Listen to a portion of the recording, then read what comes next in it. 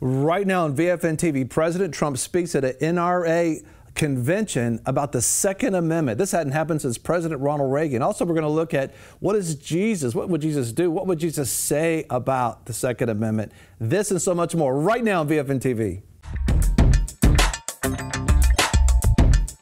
I'm so excited about you joining us today because we're going to hear President Donald Trump speak at the National Rifle Association on the Second Amendment. There hasn't been a president that has done this since President Ronald Reagan. Just think about that. But let's take a look at the Second Amendment. It's so important. It's the Second Amendment to the U.S. Constitution, and it says, a well-regulated militia being necessary to the security of a free state, the right of the people to keep and to bear arms shall not be infringed.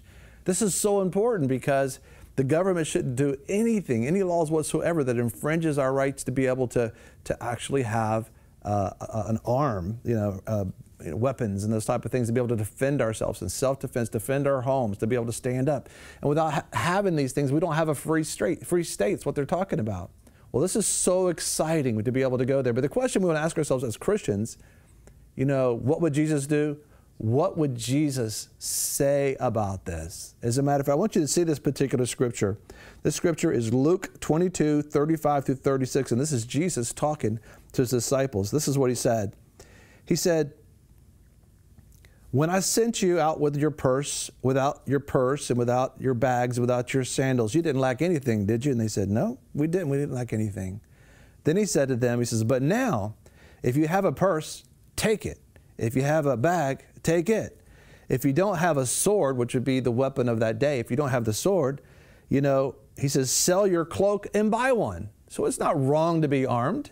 It's not wrong to be armed, to protect yourself, to defend yourself, to stand up for your country and that type of thing. And so Jesus is saying very specifically, arm yourself. Well, speaking of that, let's go right now to the National Rifle Association where President Donald Trump is speaking on the Second Amendment. Take a look. Thank you, Chris, for that kind introduction and for your tremendous work on behalf of our Second Amendment. Thank you very much. I want to also thank Wayne LaPierre for his unflinching leadership in the fight for freedom. Wayne, thank you very much. Great. I'd also like to congratulate Karen Handel on her incredible fight in Georgia 6.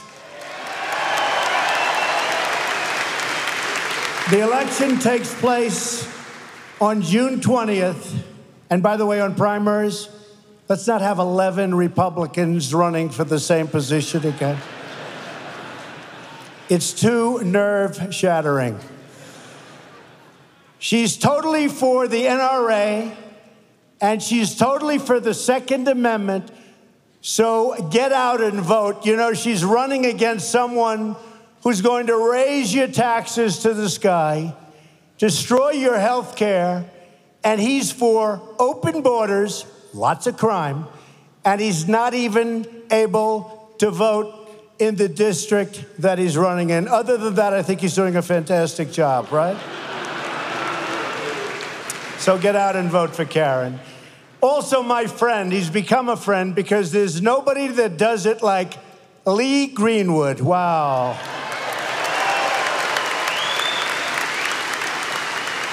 Lee's anthem is the perfect description of the renewed spirit sweeping across our country. And it really is indeed sweeping across our country. So, Lee, I know I speak for everyone in this arena when I say we are all very proud, indeed, to be an American. Thank you very much, Lee.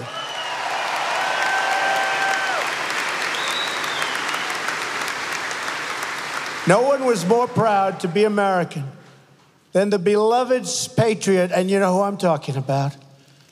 We remember on gatherings like today, your former 5-term president, the late Charlton Heston. How good was Charlton? And I remember Charlton, he was out there fighting when maybe a lot of people didn't want to be fighting. He was out there for a long time. He was a great guy. And it's truly wonderful to be back in Atlanta and back with my friends at the NRA. You're my friends, believe me.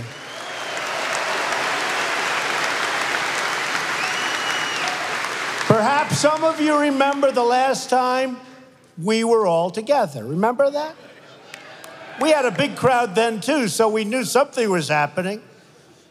But it was in the middle of a historic political year and in the middle of a truly historic election. What fun that was, November 8th.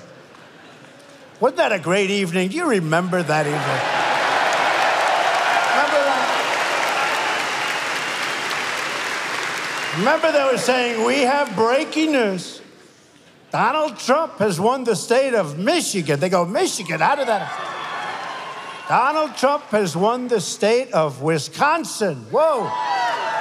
But earlier in the evening, remember, Florida, North Carolina, South Carolina, Pennsylvania, all the way up. We ran up the East Coast. And you know, the Republicans have a tremendous disadvantage in the Electoral College. You know that. And tremendous disadvantage. And to run the whole East Coast, and then you go with Iowa and Ohio and all of the different states. It was a great evening, one that a lot of people will never forget. A lot of people. Not going to forget that evening. And remember they said, there is no path to 270. For months I was hearing that. You know, they're trying to suppress the vote. So they keep saying it. So people say, you know, I really like Trump. He loves the Second Amendment. He loves the NRA. I love him, but let's go to the movie because he can't win because they're trying to suppress the vote. But they say, I mean, hundreds of times I heard, there is no vote, you know, there's no route. They'd say, there is no route to 270. And we ended up with 306. So they were right. Not 270, 306.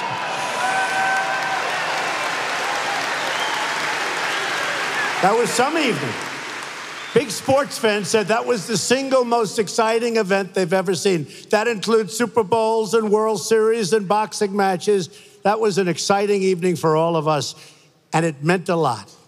Only one candidate in the general election came to speak to you, and that candidate is now the President of the United States standing before you again.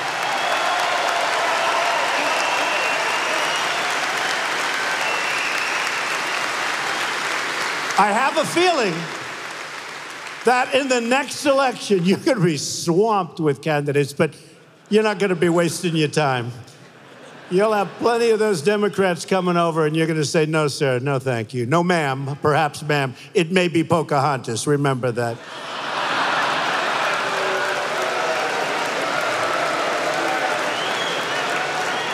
And she is not big for the NRA, that I can tell you. But you came through for me, and I am going to come through for you.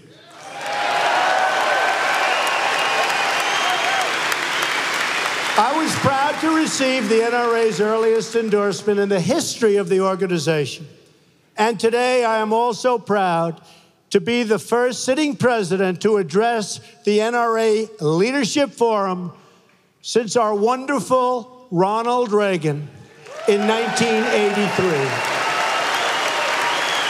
And I want to thank each and every one of you, not only for your help electing true friends of the Second Amendment, but for everything you do to defend our flag and our freedom. With your activism, you help safeguard the freedoms of our soldiers who have bled and died for us on the battlefields. And I know we have many veterans in the audience today, and we want to give them a big, big, beautiful round of applause.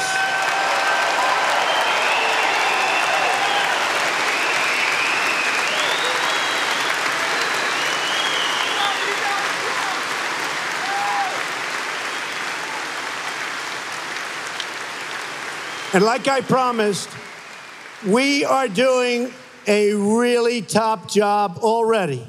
99 days, but already with the Veterans Administration, people are seeing a big difference. We are working really hard at the VA, and you're going to see it, and you're already seeing it, and it's my honor. I've been telling you we're going to do it, and we're doing it.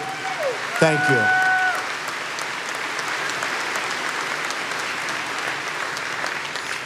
The NRA protects in our capitals and legislative houses the freedoms that our service members have won for us on those incredible battlefields. And it's been a tough fight against those who would go so far as to ban private gun ownership entirely. But I am here to deliver you good news. And I can tell you that Wayne and Chris have been fighting with me long and hard to make sure that we were with you today, not somebody else with an empty podium, because believe me, the podium would have been empty. They fought long and hard, and I think you folks cannot thank them enough. They were with us all the way, right from the beginning. This is so exciting, and we're so grateful for our president standing up for the Second Amendment. We're going to continue this speech at the National Rifle Association with President Donald Trump after this break.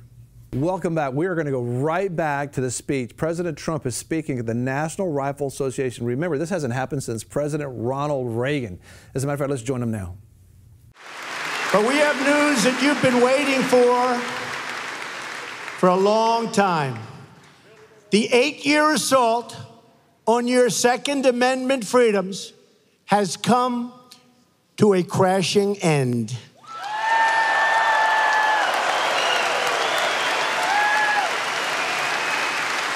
You have a true friend and champion in the White House.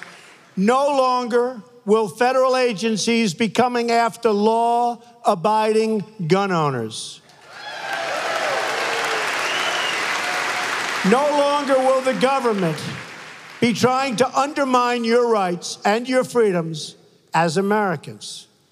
Instead, we will work with you by your side.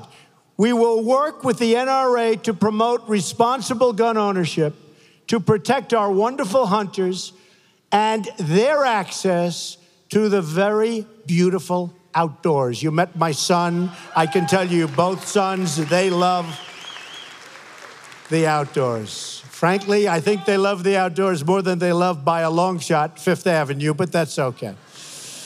And we want to assure you of the sacred right of self-defense for all of our citizens.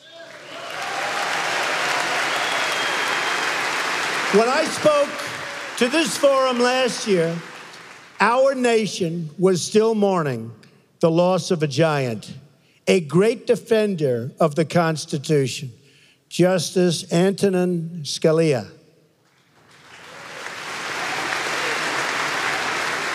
I promised that if elected, I would nominate a justice who would be faithful and loyal to the Constitution. I even went one step further and publicly presented a list of 20 judges from which I would make my selection. And that's exactly what we did. And by the way, I want to thank really Heritage, and I want to thank also all of the people that worked with us. Where's Leo? Is Leo around here? Where is he? He's got to be here. Where is he? He has been so good. But and also from Heritage, Jim DeMint, it's been amazing. I mean, those people have been fantastic. They've been real friends. The Federalist people, where are they? Are they around here someplace? They really helped us out. I kept my promise, and now, with your help, our brand new justice, and he is really something very special, Neil Gorsuch, sits on the bench of the United States Supreme Court.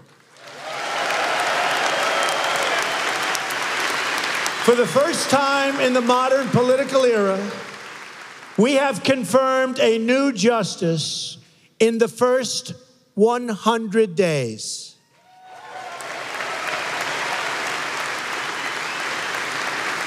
The last time that happened was 136 years ago in 1881. Now, we won't get any credit for this, but don't worry about it. The credit is in the audience, right? The credit is in the audience. All of those people. They won't give us credit, but it's been a long time, and we're very honored. We've also taken action to stand up for America's sportsmen. On their very last full day in office, the previous administration issued an 11th hour rule to restrict the use of lead ammunition on certain federal lands. Have you heard about that, folks? I'm shocked to hear that. You've all heard about that. You've heard about that. On his first day as Secretary of the Interior, Ryan Zinke eliminated the previous administration's ammunition ban.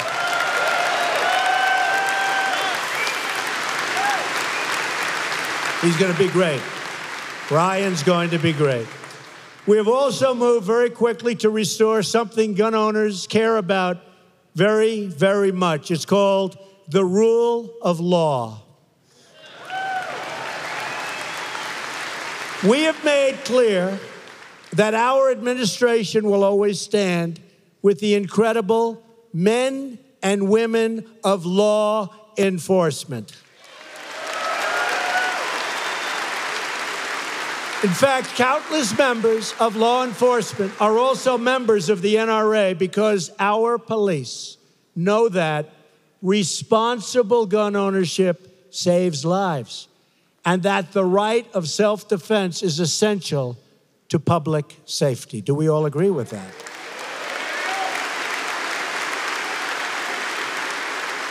Our police and sheriffs also know that when you ban guns, only the criminals will be armed.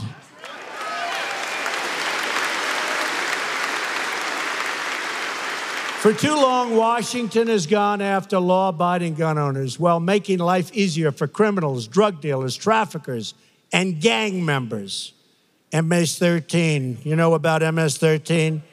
It's not pleasant for them anymore, folks. It's not pleasant for them anymore. That's a bad group. Not pleasant for MS-13. Get them the hell out of here, right? Get them out. We are protecting the freedoms of law-abiding Americans, and we are going after the criminal gangs and cartels that prey on our innocent citizens, and we are really going after them. As members of the NRA know well, some of the most important decisions a president can make are appointments, and I've appointed people who believe in law, order, and justice.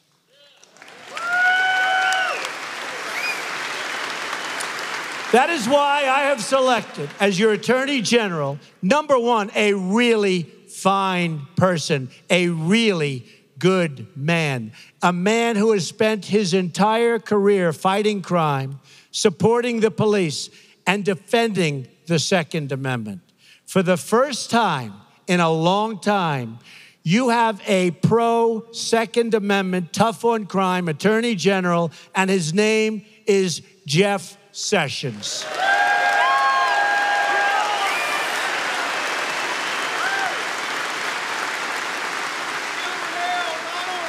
And Attorney General Sessions is putting our priorities into action.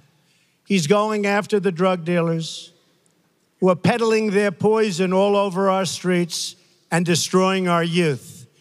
He's going after the gang members who threaten our children. And he's fully enforcing our immigration laws in all 50 states. And you know what? It's about time.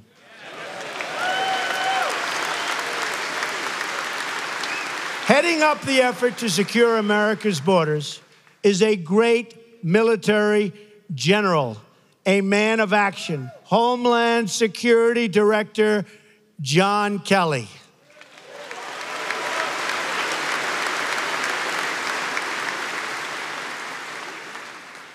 Secretary Kelly, who used to be General Kelly, is following through on my pledge to protect the borders, remove criminal aliens, and stop the drugs from pouring into our country. We've already seen, listen to this, no, it's never happened before. People can't even believe it. And by the way, we will build the wall no matter how low this number gets or how high this gets. Don't even think about it. Don't even think about it. Isn't this so exciting to see that our leaders are saying we believe in the Second Amendment? We're going to continue to hear the rest of President Trump's speech at the National Rifle Association. But first, we're going to go to this break. We are listening to President Donald Trump speaking. A president has not spoke at the National Rifle Association since President Ronald Reagan. And it's so important when you think about the Second Amendment. In the last 8 years, there were so many people that were trying to take away and make all these laws that were contrary to the Constitution. And you know what it says is they cannot make any laws basically to restrict any ownership of our own weapons. The government just can't do that. They can't infringe upon us to be able to do that. And so this organization, the National Rifle Association, stands up for the Second Amendment. Every part of the Constitution is important. The Second Amendment's important because they're saying the right to be able to have a free state, people have to bear arms. The moment you get, I heard reported that in Germany, right before Hitler did what he did, he actually created some fear and people began to turn in their guns. They began to turn their guns in to the government. And guess what was following that? What's following that was Hitler and all the horrific things that he did in Germany. There's something about you being armed legally that causes somebody to think twice about coming through your window at night or come through your door. And you think about this with weapons. You know, when you call the police officer to your house or to your store and you're being robbed, you want them to be able to be armed. You don't want them to show up with a squirt gun, you know, saying, please knock that off. You expect them to be armed. And we as citizens have the right, you don't have to be able, with the Constitution, with the Second Amendment, to be able to be armed. And I think about this too, and we're going to go back to hear the rest of the speech. It was a powerful speech, you know, at the National Rifles Association with President Trump. But as a Christian police officer, I used to be a police officer, I carried a gun. You wanted me to. When I showed up at your house, you wanted me to be armed. When you had somebody that was harming you or trying to harm someone, you wanted the officer to show up. And as Christians, you know, the Lord says very specifically, we had that scripture in the earlier part of this program, He says, I wanted you to first see I'm going to take care of all your needs. I sent you out with all these things, but now I want you to go make sure you get a sword, which would be a gun, a weapon at that particular time. Not to be able to be offensive with it, but to be defensive, to be able to protect yourself. And well, we're going to go ahead and join President Trump right here at the National Rifles Association. Like I said, this hadn't happened since President Ronald Reagan. Let's go to NRA right now. You know, they're trying to use this number against us because we've done so unbelievably at the borders already. They're trying to use it against us, but you need that wall to stop the human trafficking, to stop the drugs, to stop the wrong people. You need the wall. But listen to this. We've already seen a 73% decrease, never happened before, in illegal immigration on the southern border since my election. 73%.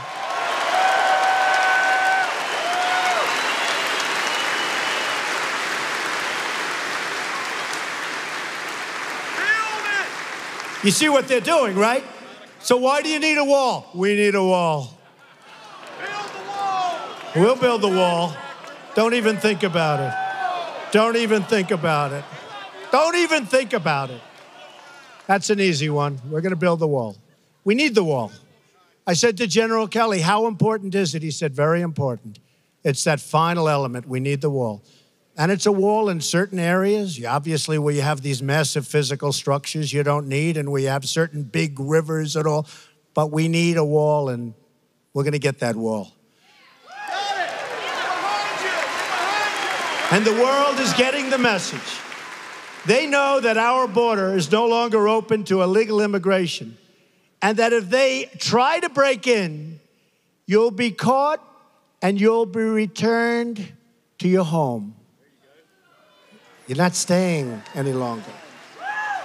And if you keep coming back illegally after deportation, You will be arrested, prosecuted, and you will be put behind bars. Otherwise, it'll never end.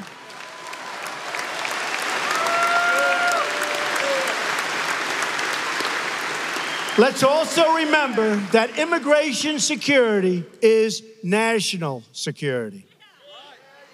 We've seen the attacks from 9/11 to Boston to San Bernardino.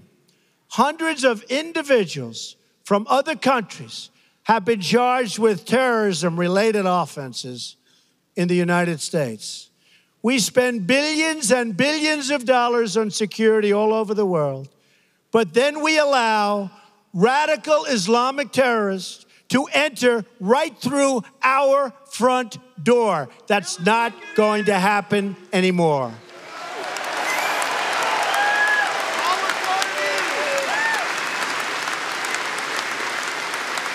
It's time to get tough. It's time we finally got smart. And yes, it's also time to put America first.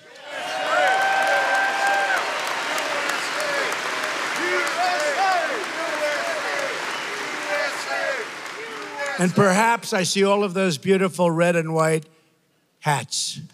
But we will never forget our favorite slogan of them all: make America great again. Right? Keeping our communities safe and protecting our freedoms also requires the cooperation of our state leaders. We have some incredible pro-Second Amendment governors here at the NRA conference, including Governor Scott of Florida. Where's Governor Scott? Where's? Great guy, doing a great job. Governor Bryant of Mississippi, what a wonderful place. Governor Bryant, he's here. Thank you. Governor Deal of Georgia.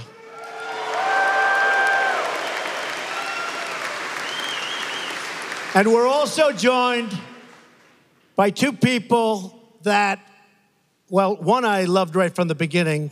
The other one I really liked, didn't like, and now like a lot again. Does that make sense?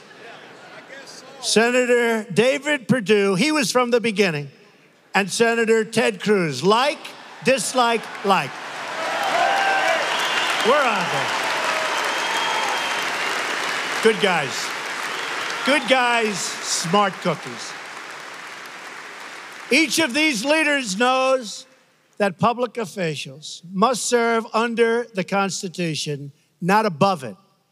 We all took an oath to preserve, protect, and defend the Constitution of the United States, and that means defending the Second Amendment.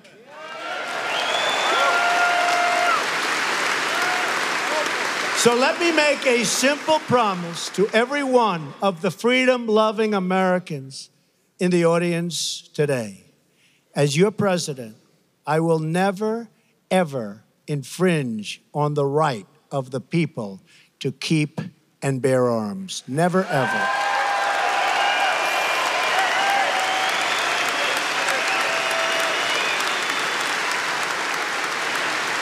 Freedom is not a gift from government. Freedom is a gift from God.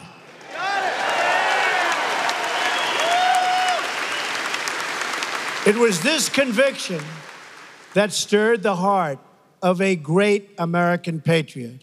On that day, April 242 years ago, it was the day that Paul Revere spread his Lexington alarm, the famous warning that the British are coming, the British are coming, right? You've all heard that, right? The British are coming. Now we have other people trying to come, but believe me, they're not going to be successful, that I can tell you. Nothing changes, right, folks? Nothing changes. They are not going to be successful. There'll be serious hurt on them, not on us.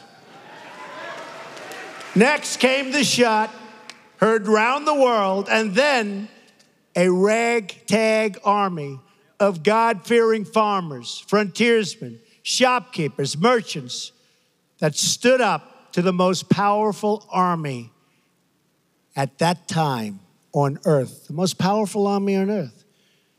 But we sometimes forget what inspired those everyday farmers and workers in that great war for independence. Many years after the war, a young man asked Captain Levi Preston, aged 91, why he fought alongside his neighbors at Concord. Was it the Stamp Act? Was it the tea tax? Was it a work of philosophy? No, the old veteran replied. Then why, he was asked. Young man, the captain said, what we meant in going for those redcoats was this. We always had governed ourselves, and we always meant to govern ourselves.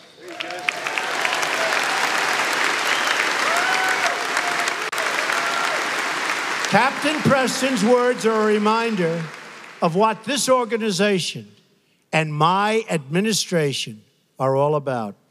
The right of a sovereign people to govern their own affairs and govern them properly.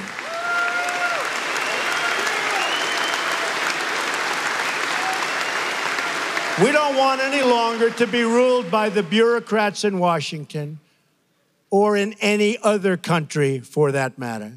In America, we are ruled by our citizens. We are ruled by each and every one of you. But we can't be complacent. These are dangerous times. These are horrible times for certain obvious reasons. But we're going to make them great times again. Every day, we are up against those who would take away our freedoms, restrict our liberties, and even those who want to abolish the Second Amendment. We must be vigilant, and I know you are all up to the task. Since the first generation of Americans stood strong at Concord, each generation to follow has answered the call to defend freedom in their time. That is why we are here today, to defend freedom for our children, to defend the liberty of all Americans, and to defend the right of a free and sovereign people to keep and bear arms. I greatly appreciated your support on November 8th in what will hopefully be one of the most important and positive elections for the United States of all time. And to the NRA, I can proudly say, I will never, ever let you down. Thank you. God bless you. God bless our Constitution. And God bless America. Thank you very much. Thank you. Wow, this is just so encouraging to see a president that stands up for the whole Constitution, that stands up for America, that is really making America great again, you know, being able to say, you know, it matters, that we need to be proud of our country. We need to stand up for Israel. We need to stand up for the Pledge of Allegiance, stand up for the Constitution, stand up for the Second Amendment. That is so very, very, very important for us. And I'm just thankful for our president doing that. And we support him in that. And we thank God for our law enforcement and our military that's out there defending us with things such as weapons that are taken on. We just are grateful for that. Listen, we got something special for you after this break. Join us after this break. It makes you thankful for Supreme Court Judge Gorsuch, who's also a constitutional judge who believes that the Constitution is what we're supposed to live by, all of our laws to be judged by that. And the Constitution says, remember what the Second Amendment says. You can see it on your screen right here. This is what he's talking about. The Second Amendment says of the Constitution, a well-regulated militia being necessary to the security of a free state, the right of the people to keep and to bear arms shall not be infringed upon. If you think about that, that means if anybody tries to do anything to your freedom to be able to possess a weapon to protect and defend yourself, that's a violation of the Constitution. They can't do that. And so that's important for us to remember. That's what they're standing up for. That's why this is so important. When you're president, because we had a previous president that seemed to try to, you know, even though people were being massacred in Chicago, they didn't even mention that, but they would come back and try to take people's guns away. I remember part of the statement that says, when fear hits, they're going to run after their guns and their God. And it's like, why are we coming against the Second Amendment like that? And that's why it's so exciting to be able to have a president who says yes to the Constitution, who says yes to the Second Amendment. And when we think about, when I began this program talking about even Jesus, what would Jesus do? What would Jesus say? Well, he said very specifically to his disciples after he taught them that I'll take care of you. You saw me take care of you. You first went out without anything. You went out without weapons. You went out without a cloak. You went out without a wallet or a purse. But now that you understand that I took care of you and I will take care of you, I want you to go get a purse. I want you to get a coat. And if you don't have a sword, we would say today a gun, you know, go arm yourself. You know, and I would encourage you, if you're going to do that, do it legally. Learn how to use it. They got so many classes out there to be able to carry concealed weapon. You want to be able to train people in it. And also, in regards to having a gun or a weapon in your home, you want to be able to know what's right, because just because you know where that gun is, if you have small children and other people in the house, you have to understand how to be able to protect it, put it in a safe, lock it down where nobody can access it. Some of the biggest ways that criminals get guns in America is they get it through burglaries, where they break into someone's home that has a gun. And when they steal your stuff, they also steal your guns. And that's when people end up getting hurt by those guns. So it's important to really think about how you're going to secure your gun. So I'm grateful for a president who stands up for our Constitution. I'm grateful for the new Supreme Court Justice Gorsuch, who actually is there because he believes in the Constitution and everything. When you think about the Supreme Court, the whole purpose of the Supreme Court is to find out if that law is constitutional, if that action is constitutional. And this is just straight in alignment with the Constitution. Thank you for watching VFNtv. If you like this video, give us a thumbs up. Also, if you want to see more videos like this, subscribe. You know, a lot of people want to abide with the Lord, but they just don't have a plan to do it. You can request that plan today at iabide.org. Don't forget you can join us 24 hours a day, 7 days a week. Download our app and sign up for our newsletter, The Torch, at VFNtv.com.